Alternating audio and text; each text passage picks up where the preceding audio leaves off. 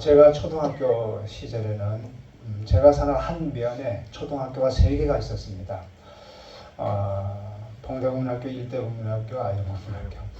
근데 제가 다니는 그 동대국민학교는 학생들이 전체 몇 명이냐면 700명이었습니다.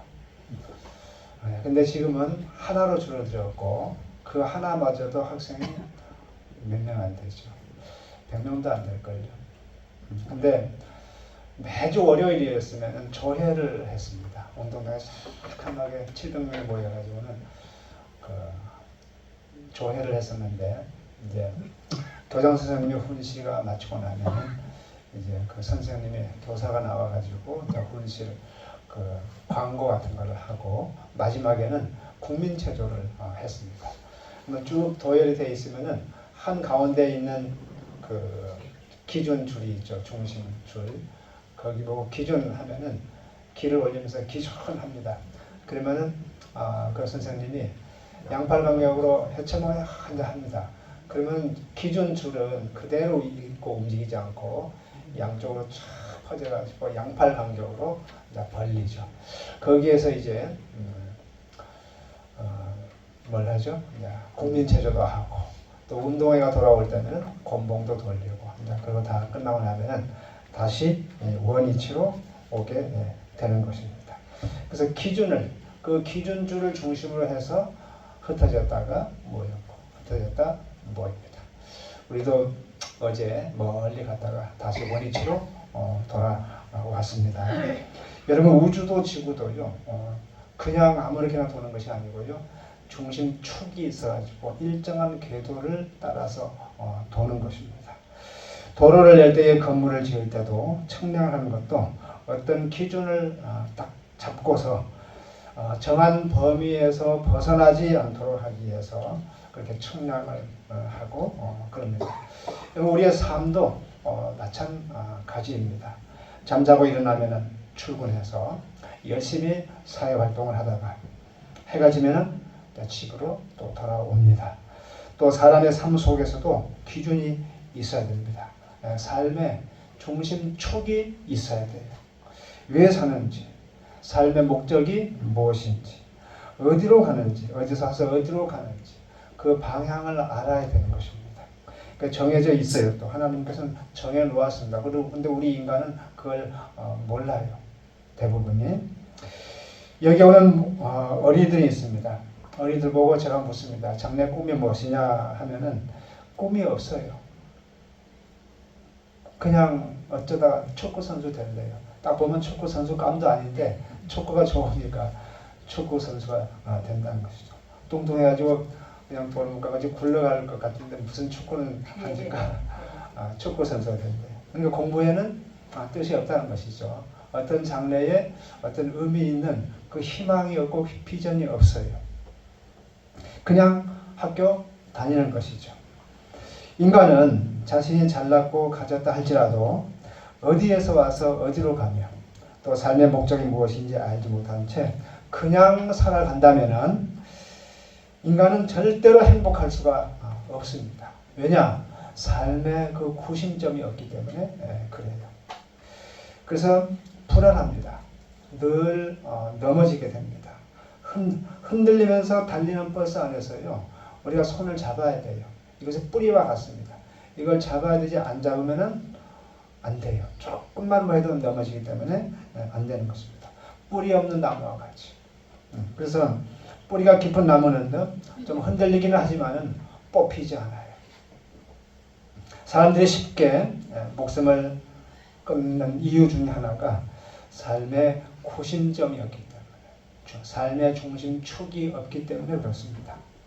기준이 되시는 예수님이 없기 때문에, 진리가 없기 때문에 삶의 중심도 없고 행복도 없고 그냥 바람 부는 대로 물결 치는 대로 살아가다가 어려움이 오면은 죽고 타락하고 그렇게 되는 것입니다. 그래서 기준이 없으면은 대단해 보이고 또 화려해 보여도 그건 그림자와 같아서 해가 지면은 그 그림자는 사라지잖아요. 희망도 사라지는 것이죠. 어떤 환경이 변하면은 사라지는 거예요. 기쁨도 소망도. 여러분 인생이 허무해지고 공허해지는 이유도 이 삶의 축인 진리가 없기 때문에, 진리인 예수 그리스도가 없기 때문에 그런 것입니다. 그래서 중심에 예수가 없는 세상 사람들은요, 허무한 것들을 쫓아가요. 곧 부귀영화입니다. 그래서 탐욕 속에서 살다가 욕심 부리고 더 많이 하다가 인생이 멸망에 이르는 것이죠.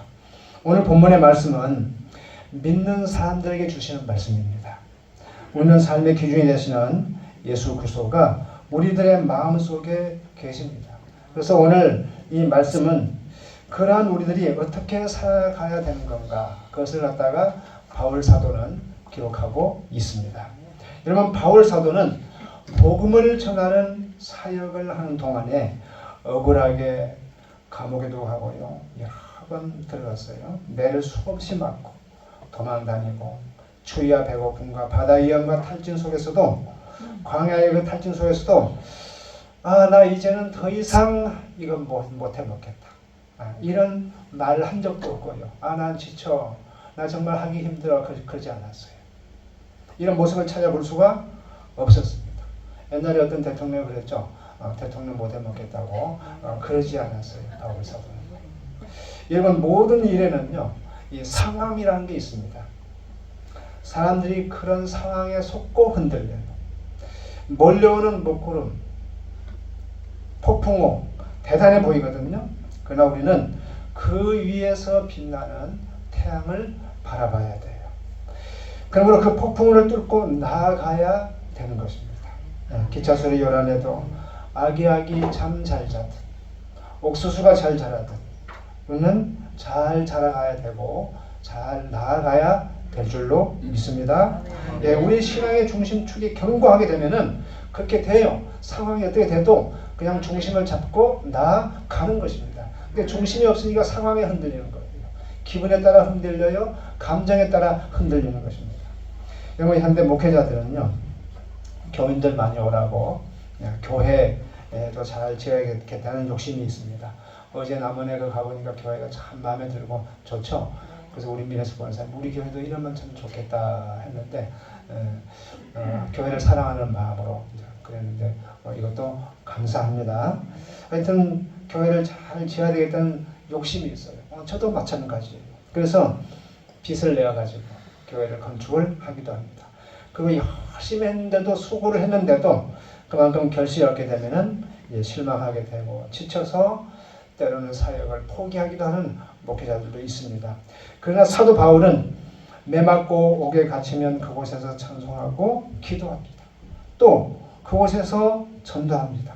교인이 10이든 20명이든 상관없이 설교하고, 돈 떨어지면 장막 만들어서 그냥 용돈 벌고 먹고 살고, 그리고 선교하고 그랬어요. 근데 저도 이제 하늘나라 가셨지만 그 목사님 한 분이, 이 목사 교회 질라고 욕심 부리지 마. 그냥 이렇게 공간에서 열심히 하면 돼. 욕심 부리지 말고 여기서 열심히 하면 된다고. 그렇게 저한테 권면을 해주셨습니다. 누가 비방하고 또 박해를 가해와도 정면으로 대하고 십자가의 복음을 선포해야 됩니다. 성경 4권을 감옥 속에서 이 바울 사도는 썼어요. 감옥 속에서. 이렇게 상황과 환경을 뛰어넘는 비결이 뭐냐? 그에게는 어떤 것에도 흔들리지 아니하는 그런 삶의 기준, 중심축이 있었어요. 이게 없는 사람들은요, 인생의 바람에 날아가는 이 겨와 같아요. 겨, 쭉정이와 같아요. 우리는 쭉정이 인생이 되면 안 될 줄로 믿습니다. 우리 알곡 인생이 돼야 되죠. 쭉정이는 그냥 바람에 날아가고 불에 태워서 없어졌거든요. 그러나 알곡은 창고로 모아드립니다. 하늘 창고로 모아드려져요. 그래서 어떤 상황에 이 알곡 쭉정이 신자는요, 어떤 상황이 닥치면 견디지 못합니다. 여러분, 우리는 죽을 때까지 이 영적 전쟁을 치러야 되고 알곡 신자로서 이겨야 될 줄로 믿습니다. 마귀는 예수님이 십자가의 승리로 그들의 운명을 지옥불에 떨어지게 된 패배를 하게 됐어요. 예수님이 십자가의 승리로 말미암아서 그들의 운명을 끝나버렸어요. 그러나 이 세상 끝날까지는 마귀는 활동을 합니다. 그래서 성도들을 괴롭혀요. 여러분 6.25 사변 때 우리나라가 북한군에 관해 쫙 밀려가지고는 거의 다 먹히게 됐었죠. 그러니 위급한 상황에서 유엔 연합군들이 인천 상륙 작전을 해가지고 승리를 했죠. 메가더 원수가 지휘하에. 그래서 북한의 그 보급로를 끊어버렸어요. 그리고 북한군들은 이제 그냥 완전히 도간에 든 쥐가 돼버렸죠. 그러면서 저들이 어디로 들어갔어요? 지리산으로 거의 다 들어갔습니다. 그러니까 전쟁이 끝났다고 해가지고는 이제 바로 끝난 것이 아니고 몇 년간 빨치산 생활하면서 그 숲에 숨어가지고 산에 숨어가지고 우리 주민들 많이 괴롭혔어요. 지금 같으면 그냥 즉시 그냥 선별할 수 있었는데 그 당시에는 그런 형편이 못 돼가지고 몇 년 후에야 그 정부 그 오사단이 내려와가지고 이제 그 빨치산들 다 토벌을 했죠. 하여튼 우리 마을에도요 빨치산 들어와가지고 많이 죽었습니다. 막 놀고 밤에 놀고 있는데 막 총 막 난사해가지고 그리고 그 힘들게 막 그 추수해놓은 거 막 곡물들 막 가지고 산으로 다 뺏어가고 그렇게 오랫동안 하여튼 괴롭혔어요. 마귀도 그와 같습니다. 그래서 주의 사역자나 성도들이 이 아직도 활동하는 이 사탄에 의해 가지고 이 마귀의 역사에 가지고 무너지게 되고 또 고생을 하고 고통을 받고 있는데 지금 코로나로 이 교인이 급격히 감소하고요. 전도가 안 되니까 얼마나 많은 교회가 문을 닫았습니까? 사실 과거의 목회자들은요. 목사 된다 하면은요. 굶어 죽을 각오를 하고 했어요. 굶어 죽을 각오. 근데 지금은 굶어 죽을 각오는 안 해도 되는데 막 자가용 타고 막 다니고 막 그러는데 지금은 이제 전도가 안 돼요. 교인들이 안 와요. 왜냐면 뭐 굳이 교회 안 와도 먹고 살고 또 아프면 병원 가고 하니까 아쉬울 거 없거든요. 그러니까 교회를 안 오는 것입니다.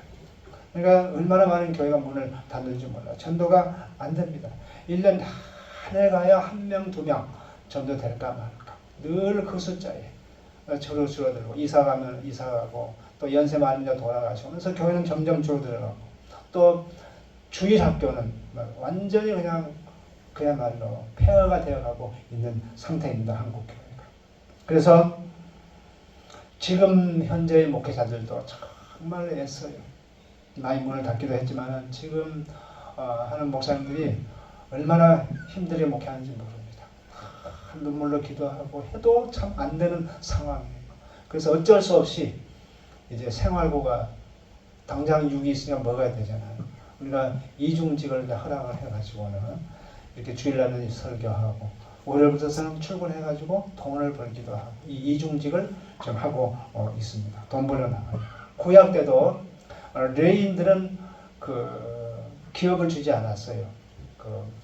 그 성전을 중심으로 일하는 레인들은요, 제사장들 그러면은 다른 집안들 다 먹여 살려야 됐거든요. 근데 그 책임을 지지 않고 안 하니까 레인들이 다 성전을 떠나가지고 그냥 먹고 사는 일에 그냥 종사하게 되고 그런 일이 있었는데 오늘날도 그런 현상이 지금 오고 있습니다.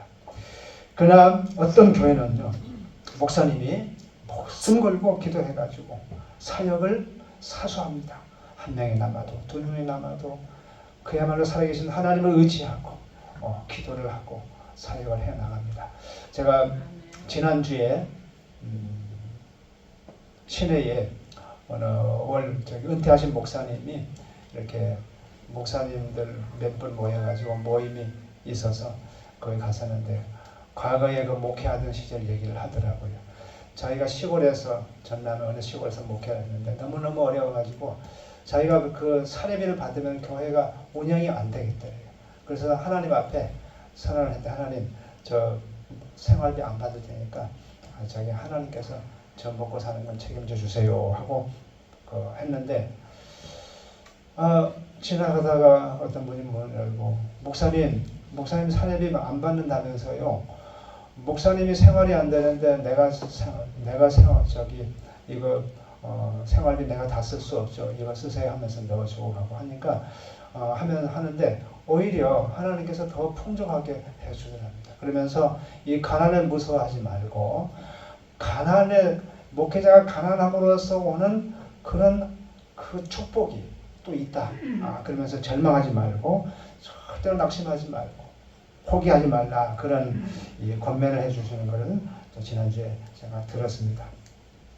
여러분, 우리가 어려운 가운데 있다 할지라도 우리가 넘어지지 않고 우리가 굳건히 나아가게 되면요, 주님을 나아가게 되면 화를 내는 존재가 있습니다. 화를 내는 존재가. 그게 누구냐면 사탄 마귀입니다. 우리가 갑자기 이동재 집사람을 나하고 사이가 안 좋아져 막 다툴 일이 있어. 근데 딱 참고 안 싸우면요, 싸우려고 하면은 마귀가 막 좋다 막 이게 막 박수를 쳐주려고 해요. 근데 내가 딱 참고 안 싸우고 화해를 해버리잖아요. 그건 마귀가 막 시기가 나가지고 화가 나가지고는 그냥 배가 아파요. 오늘 마귀를 배가 아프게 해야 될 줄로 믿습니다. 또 넘어지려고 하면은 막 그걸 보고 막 박수를 쳐요. 막 이런 막 넘어지겠다. 교회 문 닫겠다. 근데 그것을 이겨내고 기도하고 막 이겨내면은 마귀가 배가 아파서 그냥 못 견딥니다. 그래서 우리는 마귀의 배가 아프게 될 줄로 믿습니다. 어려움을 뚫고 나가야 될 줄로 믿습니다. 그래서 모든 것을 참아야 되고 모든 것을 믿어야 되고 모든 것을 바라야 되고 모든 것을 견딤으로써 마귀를 이겨나가야 될 줄로 믿습니다. 여러분, 뚜렷한 삶의 중심축이 있으면요, 슬픔도 시험도 환난 고난도 이깁니다. 섭섭기심도 물리칩니다. 그러면 바울이 무엇으로 인생의 중심축으로 삼았는가? 무엇으로? 그리스도의 중심의 삶이었습니다. 3장 15절 한번 읽어봅니다. 그리스도의 평강이 너희 마음을 주장하게 하라. 감옥에 들어가든 사업에 실패하든 무슨 애면 소리를 들어도 그리스도의 평강이 나를 꽉 붙잡고 있었기 때문에 그런 것들이 전혀 문제가 되지 않았어요. 그에게 문제가 무슨 문제였느냐? 그 자기가 세운 그 교회 교인들이 믿음에서 떨어질까 싶어서, 교회 문 닫을까 싶어서, 또 다른 거 잘못된 거 이단들이 와가지고는 교회를 흔들까 싶어서 그것이 걱정이었지, 내가 받고 있는 어떤 어려움, 배고픔, 추위, 매맞는 거, 감옥에 들어가는 거, 이것은 문제가 되지 않았어요. 이것 때문에 불평이나 못해 먹거나 그러지 않았어요. 오로지 성도들이 어떻게 지금 살고 있는가. 그래서 목회자들도 마찬가지입니다. 내가 좀 힘들고 경제적으로 힘들다 할지라도 우리 성도들이 굳건하게 믿음에 서 있는가, 이것이 최대 관심사이지 다른 건 없습니다. 그래서 믿음으로 여러분들이 잘 사시기를 바랍니다. 따라서 합시다. 문제가 문제되지 않게 하라. 그 다음에 16절에 한번 읽어봅니다. 16절. 그리스도의 말씀이 너희 속에 풍성히 거하여 모든 지혜로 휘차가르치며 분명하고 시와 찬송과 신령의 노래를 부르며 감사하는 마음으로 하나님을 찬양하고. 아멘. 이건 뭐냐면은 그리스도의 말씀이 너희 속에 풍성히 거하라. 당시에는 이 거짓 교사들이 득세를 했거든요.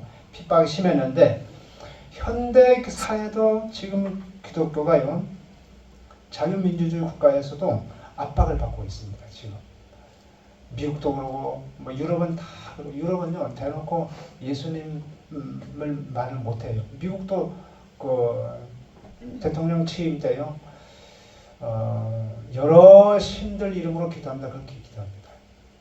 예수님의 이름으로 기도합니다. 그렇게 안 해요. 여러 신들 이름으로 기도합니다. 그렇게 해요.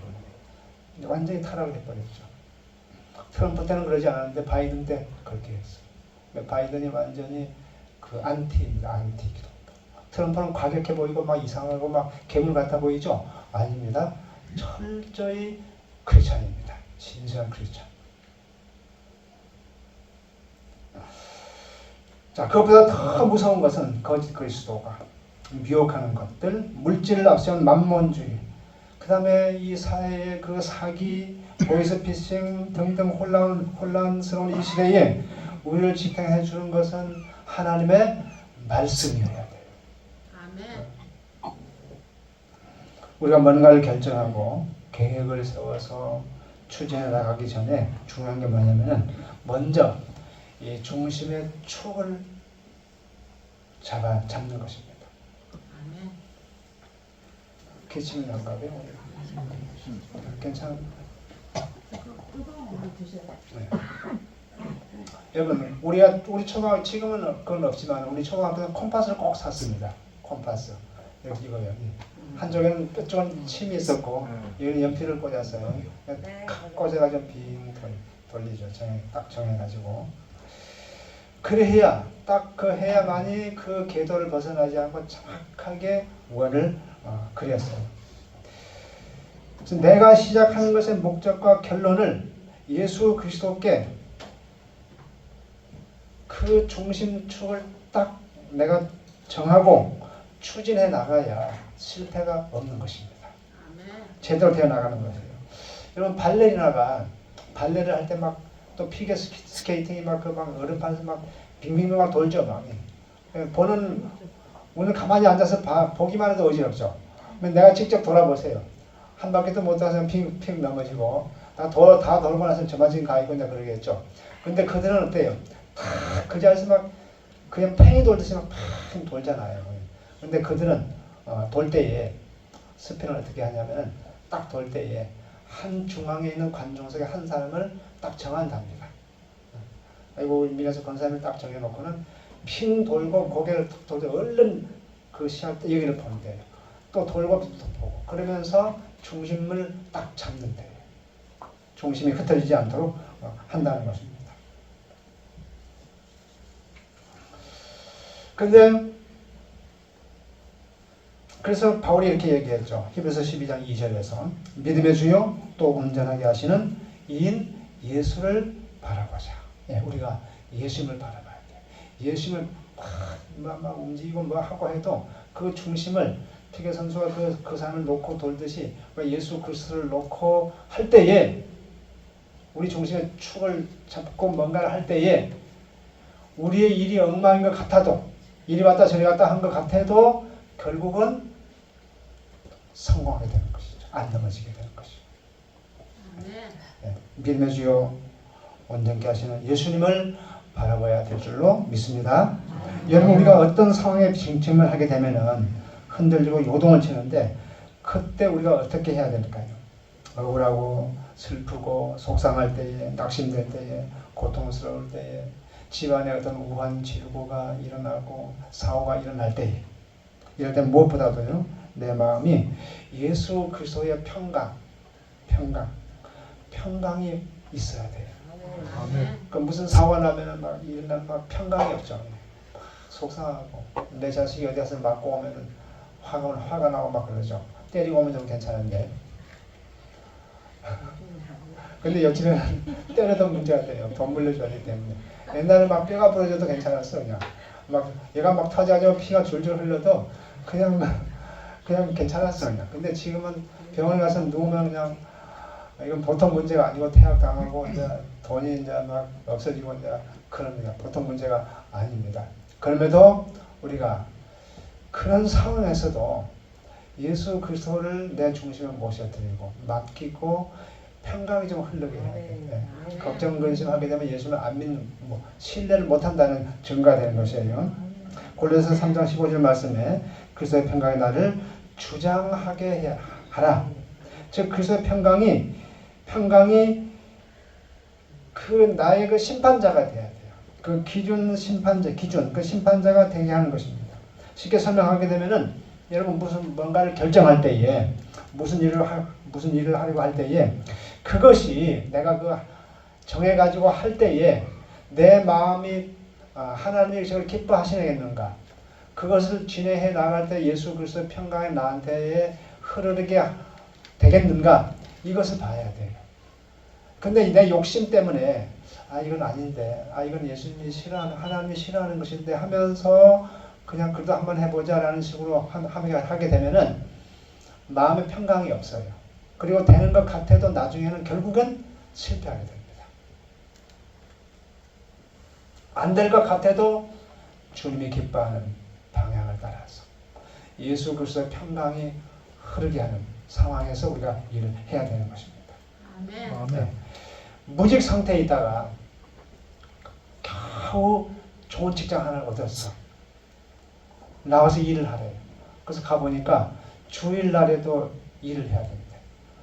그러면 돈을 많이 준대요. 그러면 그거 해야 될까요? 해야 될까요? 하지 말아야 될까요? 하지 말아야 되죠. 과감하게 거부해야 됩니다. 네, 그리스도의 평강이 임하지 않기 때문에. 평강 없이 일하면 반드시 그것은 실패로 돌아가는 것입니다. 그래서 오늘 바울 사도는 평강이 너희들을 주장하게 하라고 했어요. 평강이 주장하게 하라. 두 번째로 삶의 중심축을 튼튼히 하기 위해서는 하나님의 말씀을 풍성하게 공급받아야 되는 것입니다. 우리 16절 한번 읽어봅니다. 그리스도의 말씀이 너희 속에 풍성히 거하여. 여기까지. 네. 여러분 나이가 든다고 노인이 된다고 저절로 그 인격이 성숙되어져 가느냐? 절대 그렇지 않습니다.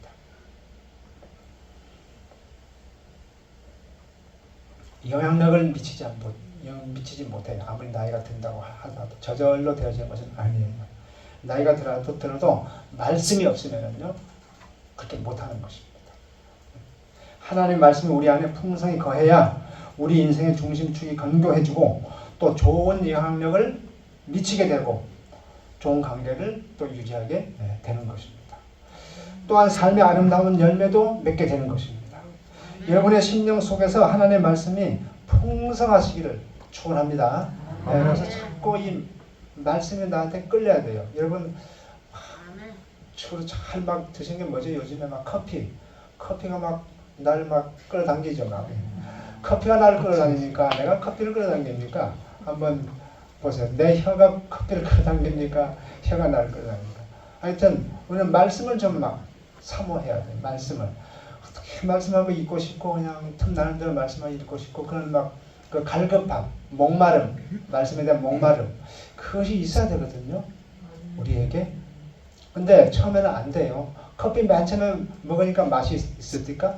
써서 못 먹겠죠. 이건 무슨 맛을 먹냐 그러죠.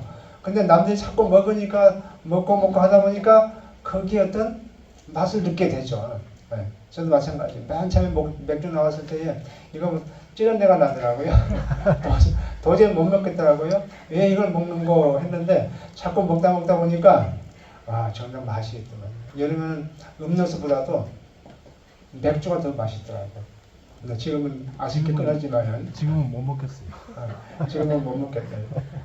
네, 왜냐하면 맥주보다 더 맛있는 성령으로 말씀으로 우리가 이제 무장이 되어 있기 때문에 그런 줄로 믿습니다. 아멘. 하나님의 말씀이 없으면 우리의 심령이 메마른 광야와 같습니다. 제가 거기 방송을 동영상을 보니까 몽고가 아주 급격히 사막화가 되어가고 이 모래 폭풍 몰려오는데 막 차가 막 이제 도망가는 걸 봤는데 와 심각하더라고요. 자꾸 지금 사막화가 되어가고 그야말로 작년 몇 년 전보다 2배 이상 늘었더라고요. 사막이. 굉장히 넓은 땅인데 그 몽고의 땅을 보면 굉장히 넓은데도 불구하고 사람이 사는 데는 정작 얼마 안 돼요. 그 인구도 몇 백만밖에 안 됩니다. 사막화 되었기 때문에. 네. 원인은 비가 안 오기 때문에. 네. 우리 심령에 성령의 단비가 내려야 되고 우리의 심령의 말씀에 그 공급이 되어져야만이 촉촉해지면서 그 성령의 여러 가지 열매들이 맺혀지게 되고 또 우리의 인생이 그 사막화가 되지 않는 줄로 믿습니다. 끝으로 삶의 중심축에 관련된 세 번째 지침이 뭐냐? 개인의 평화를 우리가 하나님의 말씀과 성령으로 충만해지고 풍성해지게 되면은 그 평화를 관계의 평화로 확장해 나가야 돼. 나에게 머물면 안 돼. 나에게. 15절 보세요.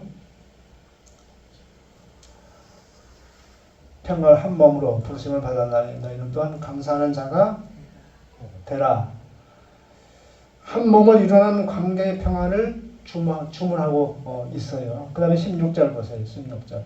잘못했네요. 그리스도의 말씀이 너희 속에 풍성히 가하여 모든 지혜로 피차 가르치며 권면하고 시와 찬송과 신령한 노래를 부르며 감사하는 마음으로 하나님께 찬양을 하고 이렇게 막 확장되어져 가죠. 관계로 번져나가잖아요. 네. 그래서 나 개인의 평화, 나 개인의 축복, 나 개인의 물질이 나 개인에게 머물러 있게 하지 말고 다른 사람에게도 퍼져나가게 하라. 이 말입니다. 그러니까 나의 평화가 다른 사람에게도 흘러가게 해야 돼요. 진정한 평강과 기쁨과 행복을 누리는 비결은요. 그렇게 해야만이 되는 것이에요. 우리가 줄 때 기쁘잖아요. 오늘 새벽에 아침에도 어떤 분이 나한테 선물을 주셨어요. 너무 기뻤어요. 근데 나도 기쁘지만은 주시는 분은 더 기뻐. 마찬가지 영적인 것도 마찬가지입니다. 하나님께로부터 풍성히 받아서 또 다른 사람에게도 그 관계를 펼쳐나가야 될 줄로 믿습니다. 모든 지혜로 피차 가르치며 여기 나누는 것이거든요. 나보다 못한 사람에게 아직 내가 가지지 못한 정보를 다른 사람에게 가르쳐주는 것, 그리고 건면해주는 것, 또 관계를 확대해 가는 것이고 도와주고 협력하는 것이 되는 것입니다.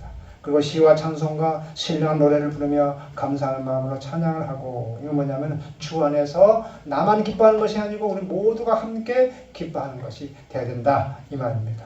아름다운 관계를 갖는 것. 여러분 이 땅의 교회는 천국의 모형이 되어야 한다고 했죠. 우리가 이왕 한평생 사는 것 지옥같이 살아야 되겠어요? 천국같이 살아야 되겠어요? 천국같이 살아야 될 줄로 믿습니다. 그렇게 하려면은 하여튼 말에나 일에나 모든 것에 있어서 주님 보시기에 기뻐하신 대로 우리가 하게 되면은 그렇게 되는 것입니다. 어렵게 생각하지 마세요. 17절 한번 봅니다. 또 무엇을 하는지 말에나 일에나 다 주 예수 이름으로 하고 그를 힘입어 하나님 아버지께 감사하라. 우리가 삶의 축을 예수 그리스도께 두면은 그의 힘을 얻게끔 되어 있어요. 그 힘을 얻어 그러잖아요. 주님을 사랑하는 마음으로 말씀을 읽고 기도하게 되면은 은혜를 받게 되면은 힘을 얻습니다. 영적인 힘을. 그래서 무엇을 하든지 말에나 일에나 예수의 이름으로 하고 감사하는 자가 되는 것입니다. 여러분 자전거가 바퀴가 2개이지만은 넘어지지 않는 이유는 중심축인 원심력 때문에 그래요. 태양계에 있는 모든 행성들이 태양을 중심으로 해가지고 일정한 궤도를 따라서 돌아갑니다. 만일 그 궤도를 벗어나게 되면요 상상치 못할 재앙이 일어나게 되는 거예요.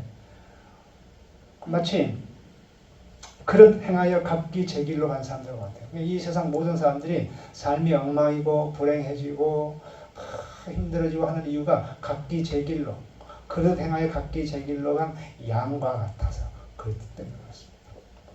우리의 인생은 내 마음대로 살라는 존재가 아니고요. 우리에겐 주인이 있어야 돼요. 모든 것에는 주인이 있습니다. 모든 물건에는요. 주인이 없는 물건들이 없어요. 마찬가지로 우리도 주인이 있어야 돼요. 목자가 있어야 돼요. 목자가. 그분이 예수 그리스도입니다. 그 목자 없이는 그릇 행하여 각기 제 길로 갈 수밖에 없어요. 그래서 이 세상 사람들이 불행해지고 병들고 힘들고 부도나고 사기당하고 하는 모든 이유들이 각기 제 길로 행하여 간 양과 같이 살기 때문에 그런 것입니다. 그래서 인간은 하나님을 떠나서는 살 수 없게 되어 있어요. 요한복음 15장 5절을 보게 되면 나는 포도나무요 너희는 가지라 그가 내 안에 내가 그 안에 그하게 되면 사람이 열매를 많이 맺나니 나를 떠나서는 너희가 아무것도 할 수 없다. 이렇게 못 박았어요. 절대로 아무것도 할 수 없게 되어 있어요. 뭐 대학 간 것 같지만은 안 되게 되어 있어요. 송영길 보세요. 송영길. 막 그때는 막 그 돈 봉투 줘가지고 막 성공해가지고 막 그냥 성공했다고 된 것 같았죠. 근데 그때 그건 불법을 행했기 때문에 몇 조금 못 가가지고 저런 형편. 근데 그 사람은 정치 생명 끝나버린 것입니다. 그 사람이 전라남도 하여튼 저기 무한삼인가 그래요. 고흥사입니다.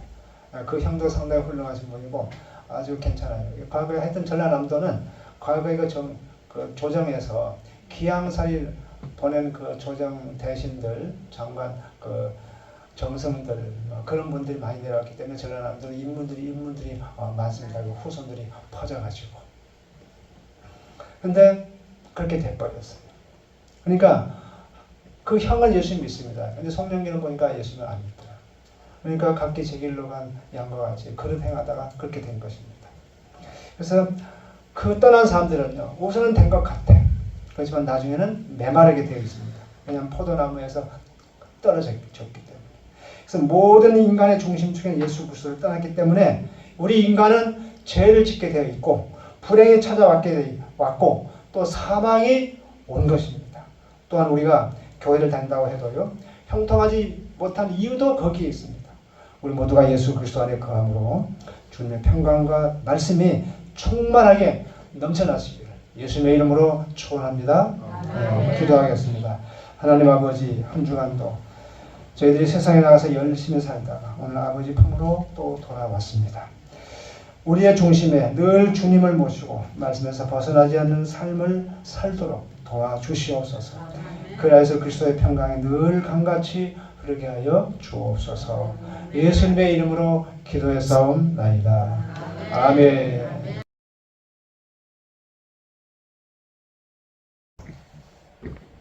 우리 박옥자 집사님 오후 예배도 참석했으니까 굉장히 예쁘네요. 이왕 오셨으니까 기도에 대해서 잘 들으시고 집에서는 기도도 많이 하셔요. 걱정 근심하지 말고 걱정 근심 대신 주여, 아이고 어떡하가 하지 말고 주여, 이거 주여 하면서 하나님께 기도. 아무리 염려해봐야 소용이 없잖아요. 하나님이 도와주셔야지. 자, 우리가 부모 자식 간에도 자녀가 부모에게 원해서 이거 해주세요 해가지고 부모님이 그 요청한 것을 들어주는 것도 있지만은 또 부모님이 자녀에게 요청한 것이 있어요, 없어요? 있어요. 아들아, 네가 이렇게 좀 해주면 좋겠다. 근데 아들이 부모에게 요청하는 것은 겨우 뭡니까? 아이스크림 사주세요. 신발 좋은 거 사주세요. 그거잖아요. 옷 예쁜 거 사주세요. 그 정도거든요. 근데 부모님이 아들에게 네가 이렇게 하면 좋겠다 하는 요청은 뭘까요? 공부 열심히 하거라. 착한 사람이 되거라. 몸에 나쁜 것은 먹지 말거라. 정말 귀한 것을 요청해. 그러죠. 하나님과의 우리 사이도 마찬가지입니다. 오늘 기껏해야 무슨 기도해요? 자식 잘 되게 해주세요. 사업 잘 되게 해주세요. 건강하게 그런 것이잖아요. 그런 거. 근데 하나님은 그것을 포함해가지고 더 깊고 더 귀한 것, 정말 우리 인생에 중요한 것을 하나님은 우리에게 요청하신다 이 말입니다. 그래서 하나님의 요청을 따라서 우리가 기도를 하고 그 요청에 따라서 기도를 하게 되면은 우리 인생이 얼마나 좋을까. 그러려면은 우리가 하나님의 음성을 들어야 되거든요. 하나님의 음성을 듣지 않고는 하나님이 뭘 요청한지를 몰라요. 물론 말씀을 통해서 우리가 알 수 있지만은 누가 기도하다가 하나님의 음성을 들었다 하면은 아주 그것을 특별하게 생각하고 아주 귀하게 생각하고 그건 아무나 할 수 없고 특별한 사람만 하는구나 그렇게 생각하거든요. 그런데 아닙니다. 하나님은요 누구에게나 다 음성을 들려주고 싶어해. 듣기를 원하시고 다만 우리가 듣지를 못했어. 왜냐하면 우리의 생각이 우리의 귀가 그 쓰잘데기 없는 세상 것에 다 기울여져 있기 때문에 말씀을 해도 못 알아들어. 우리가 귀가 먹으면은 못 알아듣죠. 마찬가지로 세상 것에 귀가 멀었어. 세상 것에 눈이 멀고 세상 것에 귀가 멀어놓으니까 못 듣고 못 듣는 것입니다. 자, 오늘 제목이 뭐냐? 하나님의 음성을 들어야만이 사명을 감당한다. 사명을 지킨다. 이 말입니다. 여러분 우리는 모두 다 사명자입니다. 꼭 선교사만, 꼭 목회자만 사명자가 아니에요. 절대로.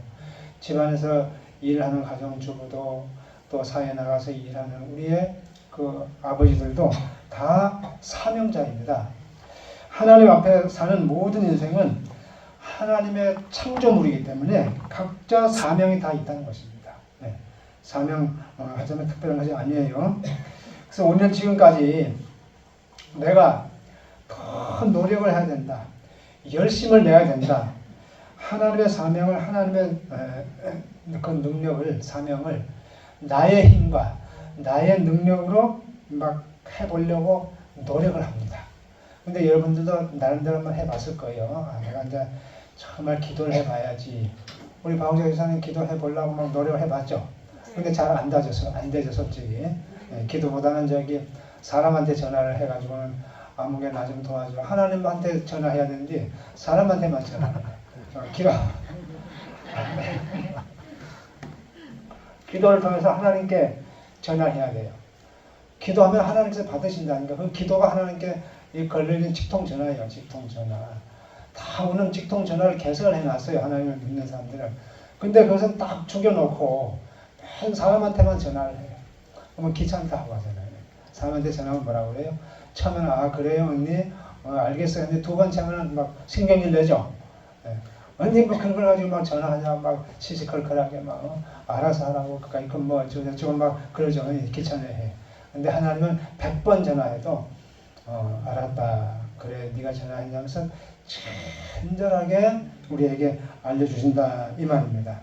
근데 이제 솔직히 말해서 우리가 하나님 안에서 이 능력을 감당하려고 제대로 하나님 말씀대로 살아보려고 노력을 하는데 잘 안 된다 이 말입니다. 또 나중에 이제 시간이 흐르면 나중에 어떻게 좀 되겠지 하는데 그때 가서도 잘 안 되는 것을 느껴요. 왜냐? 왜 잘 안 되냐 하면은 다른 게 아니고 우리는 온전하지 못하기 때문에 그런 것입니다. 다 그래요. 저도 그걸 체험을 합니다. 기도를 열심히 해봐야지. 이번에 막 설교를 좀 잘 해봐야지. 이번 주에 막 제가 설교를 하니까 아멘 하니까 다음 주에 막 더 준비를 잘해가지고 막 아멘 소리가 막 여기저기서 다 나오게 하고 은혜를 입히고 막 말씀대로 살도록 해야지 하고 막 하거든요. 근데 또 막상 하면은 안 돼. 또 그 자리에서 맴돌고 그래서 아이고 어쩔 수 없다. 뭐 이번 주도 뭐 이렇게 해야지. 그렇게 하고 또 하고 그럽니다. 이게 우리 인생의 실상이에요. 왜냐하면 하나님의 사명은 거룩하지만은 우리는 이 땅의 매인자로 살기 때문에 그래요. 이 땅의 매인자로. 그래도 하나님의 음성을 들으려면은 그래도 우리가 하나님의 음성을 듣게 되면은 부족하지만은 순종할 수는 있어요. 능력과 막 능력자가 되어서 막 일을 막 할 수는 없지만은 그래도 신용을 낼 수가 있어. 순종을 할 수 있다 이 말입니다. 선지자 엘리야가 살았던 시대는 불의한 시대였거든요. 온 백성이 바알과 아세라를 섬겼었어요. 그래서 엘리야는 거기 한 사람인데 거기에 맞서서 그 권력과 맞서서 싸우고 세상 사람들과 맞서서 막 싸웠습니다. 3년 6개월 동안 비가 오지 않는 동안 3년 6개월 동안 막 싸웠는데 이제는 엘리야도 더 이상 버틸 수가 없었어요. 때로는 그 그리시네가에서 막 기도할 때에 배가 고파서 내가 굶어 죽게 됐는데 까마귀가 막 먹을 것을 갖다 줘가지고 건어물 먹고 버티고 또 호렙산에 나아가서 막 기도할 때에 또 사르밧 배가 또 고파서 사르밧 가부 집에 가니까 거기서 주는 음식 가지고 먹고 거기 버티고 막 그렇게 했는데도 이제는 더 이상 버틸 수가 없었어요. 그래서 이제는 엘리야가 호렙산으로 가서 하나님 앞에서 40일간을 기도를 합니다. 죽게 하면 살기로. 그러니까 하나님의 음성이 들려왔어요. 엘리야야 엘리야야 너만 그렇게 있는 것이 아니고 남은 자 7,000명을 남겨두었다. 우리 제 동생이 저기 고서 무슨 교회 가니까 그 목사 이 농장 옆에가 그 교회가 하나 있거든요. 그 교회가 무슨 교회냐면 청운교회. 고서 들어가다 보면 청운교회가 길가에 있어요. 네. 우리 제 동생이 농장 옆에 있으니까 시간이 나면 이제 교회로 가가지고 기도하고 또 목사님도 만나서 얘기하고 또 그랬대요. 근데 그 교회에서 대화도 하고 얘기했는데 꿈을 꾸는데 거기는 남은 교회다 그렇게 말하더라고요. 남은 교회. 그래서 저보고 이제 전화가 와가지고 남은 교회라면 남짓거리 쓸데없는 거 별로 별 볼일 없는 교회이지 않습니까? 나보고 그렇게 묻더라고요. 아니다 그게 아니고 남은 교회는 아주 귀한 교회다. 그래서 제가 설명해 주기 저기 있는데 엘리야고 그랬어요. 남은 자. 그 너만 지금 그 하나님을 믿는 그 남은 자로 남은 것이 있는 것이 아니고 7,000명이 지금 그 남은 자가 있다. 하나님의 그 신앙을 다 지키는 남은 자가 있다. 그것을 알려주면서 힘을 내라. 그러니까 거기에서 이제 엘리야가 힘을 낸 거예요. 그러니까 하나님의 음성을 듣기 전에는 이제 포기 상태가 이제 죽으면 죽겠구나 했는데 하나님의 음성을 딱 들으니까 이제 살겠어. 살아나요. 그러니까 우리도 힘이 없어도요. 하나님의 음성을 들으면 살아납니다. 그러니까 저도 이 건물 지하에서 뭐 5년째인가 4년째인가 도저히 못하겠더라고요. 그러니까 접으려고 했었어요. 근데 하나님께서 내가 끝까지 참으라 그 한마디를 해주시더라고요. 그 한마디 때문에 오늘까지 내가 온 것입니다. 그 한마디 하나님의 음성 한마디 때문에 제가 그때 이겨내고 지금까지 버텨온 거예요. 그래서 어려울 때마다 어려움을 때 하나님께서 해주신 그 음성을 기억해내요. 네가 끝까지 참으라. 끝까지 참아야지. 하나님을 다 보고 있다는 것을 내가 염두에 두고 참고 나아가는 것입니다. 이번 사명은 힘으로 능력으로 감당하는 게 아니고요. 믿음으로 하는 것입니다. 믿음으로. 하나님께서 나와 함께 하고 계신다. 하나님이 도와주실 것이다. 라는 그 믿음, 그걸 보고 해요. 믿음이 사명을 지키는 것이지 나의 어떤 능력과 힘으로 사명을 지키는 것이 감당하는 게 아니에요. 그래서 우리는 내 힘으로 하면 할수록 안 된다는 걸 깨닫게 돼요. 여러분 앞으로 한번 시험을 해보십시오. 오늘부터 절대 죄 안 지어야지. 오늘부터 정말 기도를 많이 해야지. 한번 해보십시오. 그렇게 작정하고 노력하면 노력할수록 안 돼요. 그러나 우리는 능력이 없지만 믿을 수는 있잖아요. 예. 여러분 믿을 수는 있죠. 하나님이 살아계시는 건 믿을 수는 있어요. 예. 그래서 우리 힘으로 절대로 미워하는 사람을 용서할 수 없어요. 그렇지만 어느 날 하나님이 아무개야 그는 내가 미워할 사람이 아니다. 내가 보낸 천사이니라 하면은 사랑할 수 있어요? 사랑할 수 있어요? 사랑할 수 있어요. 그 음성을 듣게 되면. 그러므로 우리의 모든 문제는 우리의 사랑이 부족한 게 아니라 하나님의 음성을 듣지 못했기 때문에 그게 문제예요. 모든 문제는 네가 잘못하고 내가 잘못하고 막 웃는 막 그러잖아요. 따지고 막 지지고 볶고 하잖아요. 다 나한테 문제가 있어. 하나님의 음성을 듣지 못한 나한테 문제가 있다 이 말입니다. 하나님의 음성을 듣게 되면은 홍해를 건너게 되고 광야도 건널 수가 있고 하나님의 음성을 듣게 되면은 사명을 감당할 수가 있다 이 말입니다. 오늘 말씀에 사무엘이 어리고 연약합니다. 그가 어떻게 사명을 감당할 수가 있어요? 그러나 그가 어떻게 사명을 감당했냐면은 그가 늘 성전에 거함으로써 하나님의 음성을 들었어요. 오늘도 읽은 본문이 사무엘아 사무엘아 좀 불렀어요. 근데 우리는 주로 영음으로 듣잖아요. 근데 구약시대 때는 외주하시기 때문에 성령이 내주 안 하고 외주하시기 때문에 귀로 들려와요. 귀로. 근데 지금은 성령으로 역사하기 때문에 하나님 성령의 음성은 영음으로 들려옵니다. 근데 영음으로 들려와도 귀에 듣는 것 같이 선명하죠. 확 뭐랄까 표현할 수 없는 그 느낌, 그 들려오는 소리가 들려옵니다. 하나님의 음성을 듣죠. 근데 사무엘아 사무엘 하니까 그 제사장이 저쪽 방에서 이제 자기를 부른 줄 알고 부르셨습니까? 하니까 나 안 불렀다. 가서 다시 누워 있었어요. 그래서 딱 누워있으면 또 사무엘아 사무엘아 부르는 하나님이 사무엘아 나 하나님이다 그렇게 하면 좋겠는데 나 하나님이다 말도 안 하고 말씀도 안 하시고 사무엘아 사무엘아 부르는 거예요. 벌떡 일어나 또 가니까 난 너 부른 적 없다. 세 번째 가니까 그때서야 엘리 제사장이 눈치를 챈 거예요. 하나님께서 자, 사무엘 제를 부르시구나 싶어서 사무엘아 사무엘아 지금부터 또 그 소리가 들리거든. 네 번째 가서 누워있거나 또 너를 부르거든 여호와여 내가 여기 있나이다 라고 대답을 하거라 그랬어요. 그래서 거기서부터서 사무엘이 하나님의 음성을 듣기 시작한 것이죠.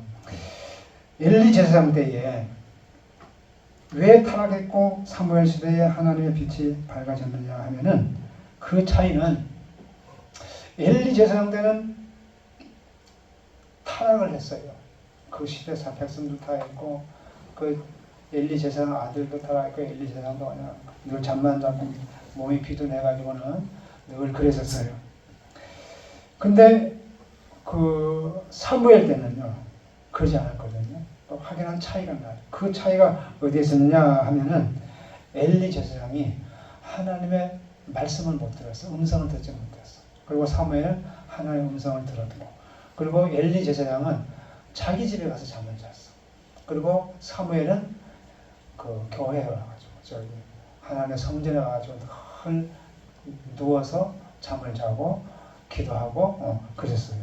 그렇다고 여러분들 집에서 잠자지 말고 교회 가서 잠자는 말이 아니고 늘 우리 마음의 주님을 모시고 살라 이 말입니다. 집에서 하나님 기도해도 돼요. 그래서 우리가 잠잘 때도요 그냥 난 잠자야지 하고 그냥 바로 코 골고 자지 말고 코 골고 잠잘 때 의식이 없어질 때까지 기도해요. 누워서라도. 그러고 잠자요. 그러다가 주님 만날 수도 있고 주님을 꿈속에서 만나기도 하고 그럽니다. 제가 오늘 새벽에 교회 나와가지고 고린도 후서부터서 쭉 읽어가다가 고린도 후서는 다 읽고 갈라디아서 읽고 하다가 잠이 들어버렸어요. 피곤하니까 고개를 숙이고 있는 동안 잠이 자버렸어요. 그러니까 우리 집에서 전화가 왔더라고요. 8시간 넘어가지고 지금까지 교회에서 기도하냐고 잠자고 있었는데 딱 일어나 보니까 여기서 들리는 성경이 저 계시록 있는 데까지도 갔더라고요. 저는 갈라디아서에 있다가 잠이 들었는데 계시록 가까이 가서 있고 있어요. 그러니까 제가 6시간 5시 정도 나와가지고 8시 반에 했으니까 성경이 거의 다 sak당 속도로 읽어가거든요. 그러니까 성경 듣다가 잠이 드는 것이죠. 때로는 잠을 자는데도 불구하고 들릴 때가 있어요. 하나님의 말씀이. 그러면 내 영혼이 감미롭습니다. 감미롭고 은혜스럽고 참 내 영혼이 너무너무 좋아요. 그러니까 잠잘 때도 딱 시간을 맞춰가지고 1시간 딱 꺼지도록 찬송을 틀어놓고 잠자든지 또 말씀을 틀어놓고 잠자든지 그러시기 바랍니다. 그리고 오늘 새벽에 고린도 후서를 이제 읽는 중에 느낀 게 뭐냐면은 고린도 전후서가 너무 귀하고 중요하더라고요. 그래서 우리 성도님들 좀 고린도 전후서를 집중적으로 좀 읽게 해야 되겠다 그런 마음이 들었습니다. 자, 오늘 엘리 제사장 시대에는 여호와의 말씀이 희귀하여서 이상이 흔히 보이지 않았다 했고 사무엘이 여호와 전에 머물며 지낼 때는 하나님의 음성이 들렸다고 했습니다. 성경은 이 엘리 시대와 사무엘 시대의 구분을 하나님의 말씀이 임하는 것으로 시작합니다. 하나님의 말씀이 임하지 않았다가 사무엘 시대가 시작되면서 하나님의 음성이 들려왔다는 것. 그래서 하나님의 음성을 들어야 우리가 사명을 지킵니다. 그래서 사무엘이 정말 기도 쉬는 죄를 범치 않았잖아요.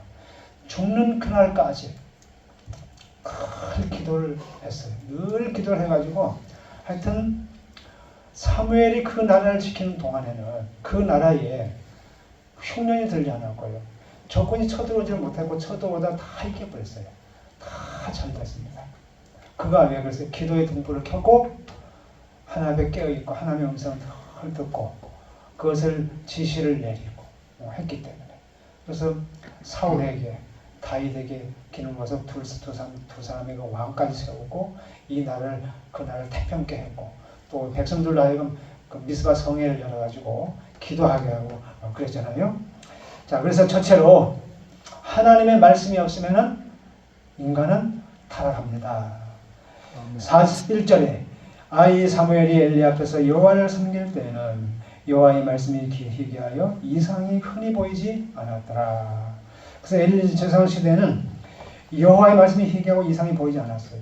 그래서 하나님의 말씀이 없는 시대는 영적으로 타락을 합니다.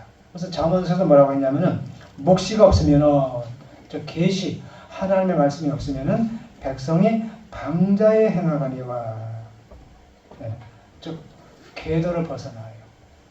궤도를 하나님 품에서 벗어나버려요. 그래서 망하는 것이 나라가 망하는 것이고 영적으로 타락을 하는 것입니다. 그래서 하나님의 진리의 빛이 비춰와야만이 우리 인간은 타락하지 않게 되어 있어요. 그래서 묵시가 없으면 백성이 방자에 행하거니와 율법을 지킨 자는 복이 있느니라 그랬습니다. 자, 두 번째로는 하나님은 우리들에게 말씀하시기를 원하신다. 4절에 여호와께서 사무엘을 부르십니다. 그가 대답하되 내가 여기 있나이다 하고. 자, 하나님께서 사무엘을 부르셨어요. 사무엘이 3번씩이나 알아듣지 못하였지만은 포기하지 않고 계속 사무엘을 불렀어요. 이렇게 하나님은 포기하지 않고 계속 부른다는 사실이죠. 그러니까 하나님은 우리에게도 말씀하시기를 원하신다는 것입니다. 그래서 요한계시록도 보게 되면 볼지어다 내가 문 밖에 서서 두드리노니 누구든지 내 음성을 듣고 문을 열면 내가 그에게로 들어가 그와 더불어 먹고 그는 나와 더불어 먹으리라 그랬어요. 그래서 오늘도 하나님은 우리의 마음을 두드리고 계신다는 것. 근데 우리는 바쁘고 피곤하다는 핑계로 주의 음성을 듣지 못하는 것입니다. 그래서 라오디아 교회에 하신 말씀인데 이게 구원받은 교회 성도들에게 하신 말씀인데 주님은 우리에게 말씀하시기를 원하신다. 이 사실을 믿고 주님의 음성을 들으려고 기도하시기 바랍니다. 그 다음에 11절로 12절 한 목소리 한번 읽어봅니다.